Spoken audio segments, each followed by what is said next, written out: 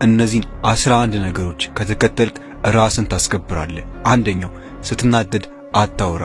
በምትናደድበት ጊዜ ስሜትን ስለማትቆጣጠረው ከአፍህ መጥፎ ቃል ይወጣል። ስለዚህ ስትናደድ አታውራ። ሁለተኛው ደስታ ሲሰማ ሊሆን ሰው የሆነ ነገር ቃል እንዳትገባ።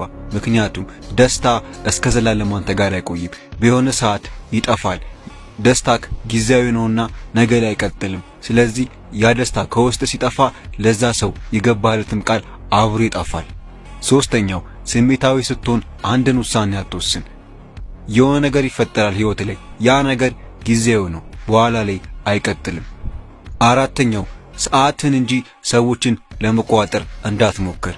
በዚህ ጊዜ ላይ ማለት ነው ሰዓትን ነው መጠቀም ያለብህ፣ ኮንትሮል ማድረግ ያለብህ። ሰዎችን ለመቆጣጠር የምትሞክር ከሆነ ራስን ታጣለህ።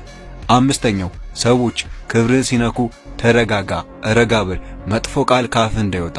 ከነሱ ጋር ለመጣላትም እንዳትሞክር። ሁሉ ጊዜ ዝምተኛውና ረጋ ያለው ሰው ነው የሚፈራው። ስድስተኛው አይምሮውን የሆነ ነገር አሰልጥነው።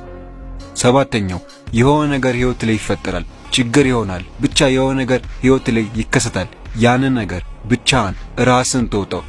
አንድ ኖታ ልንገርህ፣ አንተ ህይወት ላይ ምንም ይፈጠር ምንም፣ ማንም ስላንተ አይጨነቅም፣ ማንም አንተን ማገዝ አይፈልግም።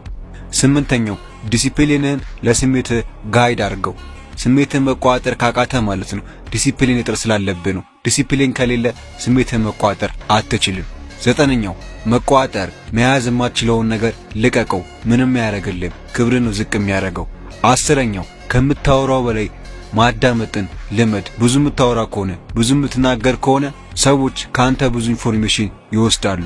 11ኛው ራስህን ከሁለት በላይ አታስረዳ። አንዴ ነገራቸው፣ በሁለተኛውም ድገምላቸው። አንዴ ደግመህላቸው፣ በሁለተኛውም ደግመህላቸው። ካልሰሙ ካላመኑ ማስረዳትህን አቁም። እነዚህ ነገሮች ራስን ከሚያስከብሩ ነገሮች መሃል ናቸው።